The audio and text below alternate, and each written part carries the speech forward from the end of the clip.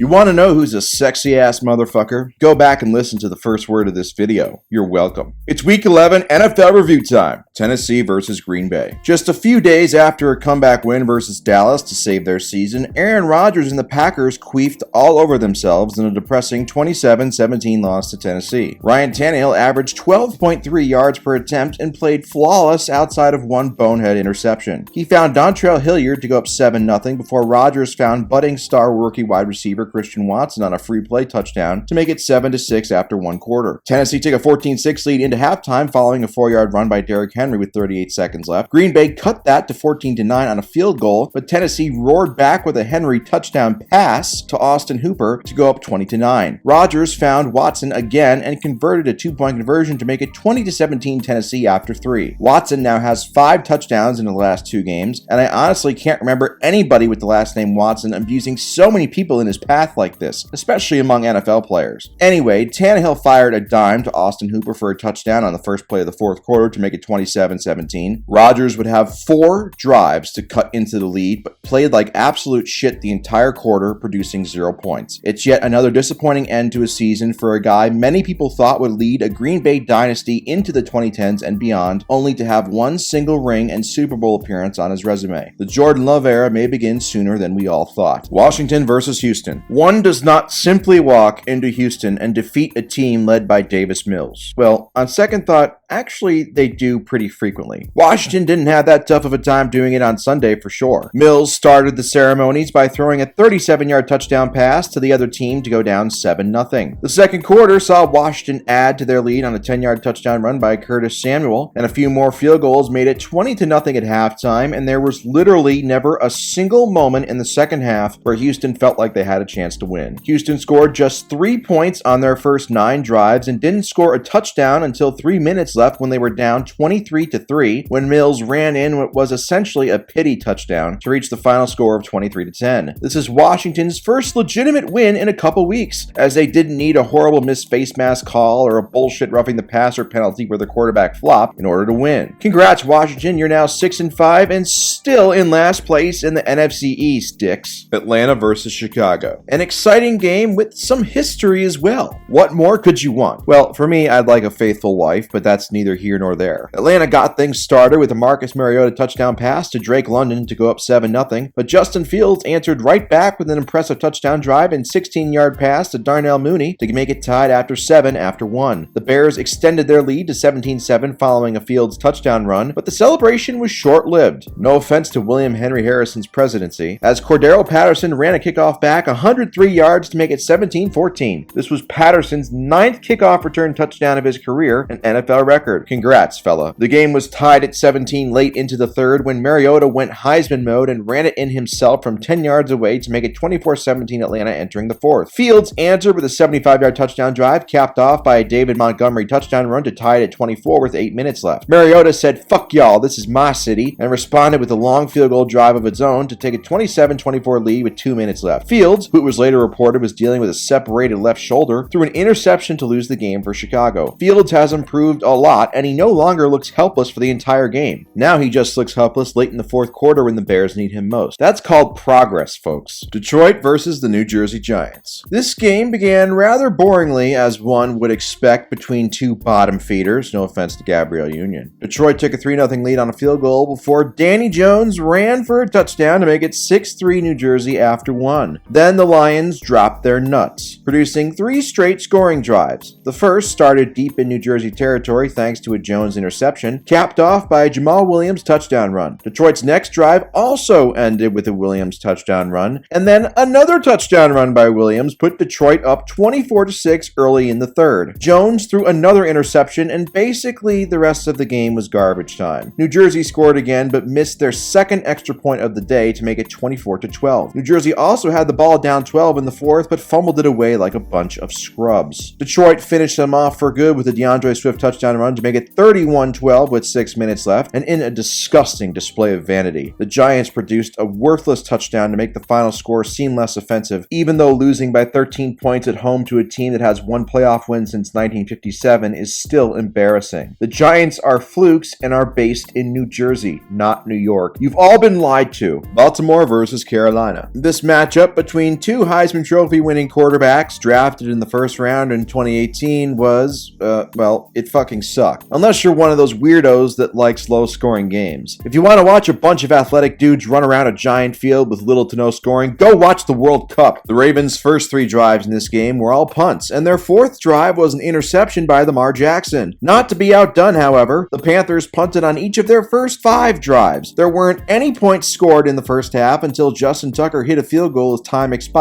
to make it 3-0 Baltimore. Carolina eventually tied the game at 3 with a field goal of their own, but then the punting shit returned. The teams exchanged punts before Baltimore added another field goal to go up 6-3 early in the 4th. Carolina fumbled on their next possession, and for the love of all that is holy, the Ravens finally produced a fucking touchdown when Lamar Jackson ran in a 1-yard score to go up 10 with 7 minutes left. It might as well have been a 50-point lead. Here's what Baker Mayfield did on his last 3 drives. Turnover on downs that ended on a sack on 4th down, an interception, and another interception. I can't believe I thought this guy was actually good once upon a time. That's what I get for sleeping naked, I guess. Just a reminder, Lamar Jackson has won 74.6% of his career regular season starts. That's Hall of Fame territory. Now if he can just win some fucking games in the playoffs. New England versus the Jets. One might think it impossible to find a lower scoring game than Ravens-Panthers, but I have achieved the impossible with Patriots-Jets. A classic battle between sociopathic MILF hunter Bill Belichick and regular MILF hunter Zach Wilson. As one would expect, Wilson was no match for Belichick's experience. The Wilson-led Jets offense produced 3 points on 11 drives, as Wilson threw for 77 yards on 22 attempts, while taking 4 sacks for 33 lost yards. Wilson's days as a starting quarterback in the NFL are looking numbered, but I think if he really works at it, he could have a long career as a backup in the CFL. While Wilson and the Jets offense were atrocious, Mac Jones and the Pats offense weren't much better. They too produced just 3 points on 11 drives, although unlike the Jets, they actually did an okay job of moving the ball. They just couldn't finish off drives with points, as the normally reliable kicker Nick Folk missed 2 field goals. With both teams unable to score, it was going to take an act of God to prevent this game from ending in a tie, and thankfully that's exactly what happened. As with 26 seconds left, the Jets punted the ball to New England's Marcus Jones, who channeled the spirit of World War II historian expert Deshaun Jackson and returned it 84 yards for a game-winning touchdown to win 10-3. The Patriots have won 3 straight games, and in those games they have produced just 2 offensive touchdown drives, and one of those was a 2-yard drive set up by a blocked punt. The Brady legacy continues on in Mac Jones. New Orleans versus the Rams. For the first time all season, Matthew Stafford was having himself a hell of a game. After the Saints kicked a field goal to go up 3-0, he found Tutu Atwell on a 62-yard bomb to go up 7-3 after 1. Andy Dalton, who remains New Orleans starter over the morally questionable Jameis Winston, was lights out all game. He responded to Stafford's touchdown by finding Juwan Johnson for a score to go up 10-7, but Stafford wasn't done, as he found Allen Robinson, remember him, for a touchdown to go up 14-10 just before halftime. But the third quarter is when the game changed for good. Dalton ended up throwing 2 touchdowns, including a 53-yard bomb to rookie Chris Olave to go up 24-14, but Stafford also left the game with a concussion, giving way to Bryce Perkins. Perkins actually did well enough to lead LA on a field goal drive to make it 24-17 early in the 4th, but Dalton responded with a field goal drive of his own to go back up by 10 with 9 minutes left. Perkins had 2 drives down 27-17, but punted each time. Who does he think he is, Aaron Rodgers? Anyway, LA would add on a 58-yard field goal to make it 27-20 with 6 seconds left, but the onside kick failed, and the Rams continued to strengthen their argument as potentially the worst defending Super Bowl champions of all time. I knew their all-in approach would come back to bite them, no offense to Mike Tyson, but I didn't think it would bite them this soon. Philly versus Indianapolis. The Colts started off the game flawlessly. A 75-yard touchdown drive capped off by a Jonathan Taylor touchdown run to go up 7-0. But the rest of the first half was pretty fruitless offensively. The Eagles could muster only 3 points on 4 drives, while Indiana added a field goal to go up 10-3 at the break. After Jalen Hurts fumbled on the opening play of the second half and Indy recovered the ball deep in Philly territory, I admit a little bit of poop came out of my butt. But the Eagles defense, led by new addition / class act and Ndamukong Suh, held Indy to a field goal to make it 13-3. Philly still couldn't get anything going offensively until the 4th quarter began. People were doubting Hurts and saying he's not clutch. Well, he fired a touchdown to Quez Watkins to make it 13-10. Then things got a bit weird. Jonathan Taylor fumbled, but A.J. Brown fumbled the ball right back. Indy had the ball, first and goal at Philly's 5, up 3 with 5 minutes left, but Philadelphia's defense stood strong, holding Indy to a field goal to make make it 16-10. At this point, all the haters and losers, of which there are many, were licking their chops and preparing for another week of relentless and baseless slander aimed at the Eagles and Jalen Hurts. But Hurts would not allow the refs to cost him the game this time, as he calmly led Philly on an 11-play, 75-yard go-ahead touchdown drive, and on 3rd and goal from the 7, Hurts heroically called his own number, running the ball in himself to give Philly a 17-16 lead with 1:20 left. The Philly defense held strong again, forcing a turnover on downs to seal the game, and the Eagles improved to 9-1, the 1 seed in the NFC and best record in all the NFL. The Eagles have had many doubters, but you know who else had doubters? That's right, Jesus. Fly, Eagles, fly, baby. Buffalo versus Cleveland. This game was played in Detroit instead of Buffalo because Buffalo was afraid of a little snow. Look at what has happened to our society. You think the troops would just give up because of a little snow? I'm fucking throwing up. Thanks a lot, Biden. Anyway, Cleveland started the scoring with a dart from Jacoby Brissett to Amari Cooper to go up 7-0, and then, well, there were field goals. I mean, a lot of field goals. The Bills kicked one, then the Browns kicked one, and then the Bills kicked another one. Finally, with 14 seconds left in the half and down 10-6, Josh Allen found Stephon Diggs for a touchdown to go up 13-10 at halftime. Oh, but not so fast. The field goals were not done. Buffalo kicked another one to go up 16-10, scored on a Devin Singletary touchdown to make it 22-10 entering the 4th, and then Buffalo kicked 2 more field goals back-to-back to go up 28-10. Brissett padded his stats with another touchdown pass to Cooper with a failed 2-point conversion to make it 28-16 before Buffalo kicked its 6th and final field goal of the day to go up 31-16 with 2 minutes left. Brissett just kept padding those stats with another touchdown pass with 19 seconds left, but it was all for naught as Buffalo recovered the onside kick to seal the 31-23 victory. It was nice to see the Bills pay tribute to franchise legend O.J. Simpson by getting into a fight at home last week, then getting on a plane to fly across the country when they were supposed to be at home again this week. And in the end, both O.J. and the Bills won. Isn't our justice system great? Las Vegas versus Denver. Speaking of white Broncos, I don't think Nathaniel Hackett is going to be in charge for much longer, folks. After yet another disgusting and boring as sin loss to the Josh McDaniels-led Raiders at home. Broncos games rarely have many points or exciting moments, which is why I think they would fit right in at the World Cup. Anyway, Denver jumped out to a 10-0 lead before Vegas finally showed signs of life with a 31-yard strike from Derek Dude Where's My Car to Devontae Adams to make it 10-7. The Broncos failed to extend the lead after Melvin Gordon had yet another goal line fumble and a 25-yard field goal was blocked. The second half was so boring, I deserve a nice sloppy blowjob for taking the time to recap it for you. Here's what happened. Are you ready? Okay. Las Vegas kicked a field goal to make it 10-10. Denver kicked a field goal to make it 13-10. Then Las Vegas kicked a field goal to make it 13-13. Then Denver kicked a field goal to make it 16-13. Then finally, Las Vegas kicked a field goal to make it 16-16 and send the game into overtime. In overtime, the Raiders mercifully ended this atrocity of a game when Carr once again connected with a wide-open Adams on a 35-yard touchdown to win 22-16. Both of these teams are now 3-7 and have no future, just like a lot of history and art majors after college. Dallas versus Minnesota. After an improbable win on the road at Buffalo last week to improve to 8-1, we once again reached the point where people started asking, should we respect Kirk Cousins more? And, as usual, once you finally start to buy into Cousins just a little bit, he and his team vomit all over themselves, as this 40-3 loss to the Cowgirls proved. The game was tied at 3 midway through the first quarter, and then, well, you know. Fat slob Zeke Elliott vultured 2 touchdown runs away from Tony Pollard, but Pollard himself got in on the fun too, catching 2 long touchdown passes from Dak. For the love of God, even the Cowboys kicker Brett Maher found the time to drag his nuts all over the Vikings, hitting field goals of 53 yards, 60 yards, and 50 yards in this destruction. Cousins finished with just 105 passing yards and took 7 sacks for 49 lost yards. The Vikings are 8-2 and somehow have a negative point differential. They are the FTX of the NFL. All the people calling the Eagles frauds should ship that energy to Minnesota. Dallas, meanwhile, improved to 7-3 and they look right on track for another playoff loss before the NFC Championship game. Cincinnati versus Pittsburgh. I wasn't expecting a lot of excitement in this game, but I was gladly proven wrong. The game started with the teams exchanging field goals, then Joe Burrow, his cockiner, found Samaje Perine for a 29-yard score to go up 10-3. Pittsburgh answered with a Najee Harris? Yeah, Najee Harris, 19-yard touchdown run to tie it again, but Burrow threw another touchdown to Perine to go up 17-10. Finally fed up with everybody making fun of his hilariously small baby hands, Kenny Pickett found George Pickens for a score to tie the game again at 17. Pittsburgh even added a field goal before halftime to go up 20-17. The teams exchanged some punts to start the third before Burrow found Trenton Irwin for a score to go up 24-20. After an incredible interception by TJ Watt on Burrow, Pittsburgh kicked a field goal to make it 24-13 Cincy. Then Cincy added a field goal to go up 4 entering the fourth. Pickett had 2 drives in the fourth, down 4 to take the lead, but punted both times. Burrow then finally put the proverbial nail in the coffin by finding Perine for their third touchdown connection of the day to go up by 11 with 4:30 left. Cincy added another field goal to go up by 14 with 3 minutes left. Then Pickett finally got Pittsburgh back in the end zone on a 1-yard run to make it 37-30, but the onside kick failed to seal the loss for the Steelers. It's obvious Pittsburgh desperately misses Ben Roethlisberger and his ability to make women feel safe. Kansas City versus the Chargers. This much-hyped matchup lived up to the billing, although it took a little time to get going. After a Kansas City field goal, Justin Herbert showed off in front of the hose by firing a 50-yard strike to Josh Palmer to go up 7-3. The teams exchanged field goals, and LA had a 10-6 lead after one. KC retook the lead on a Patrick Mahomes touchdown pass to Travis Kelce, an omen of things to come. But LA didn't go away. Austin Eckler scored on a 1-yard run to go up 17-13. Then the Chargers added a field goal to take a 20-13 halftime lead. KC's defense stood strong in the third, blanking LA, while KC cut the deficit to 20-16 on a field goal. Then the fourth quarter is when the show really started. Mahomes found Kelce again for a touchdown to go up 23-20. Then Keenan Allen fumbled, giving the ball back to KC, but then KC's Jerick McKinnon, in the vein of good sportsmanship, fumbled the ball right back to LA. And this time Justin Herbert took advantage. On a 3rd and 18, he fired a seed for 46 yards to Keenan Allen that made all the ladies in attendance wet, and even me a little wet too. Then he capped off the drive with another touchdown pass to Palmer to take a 4-point lead with 1:46 left, but he left too much time for KC Kermit, who almost laughably marched KC down the field in no time before finding Kelce again for their third touchdown of the night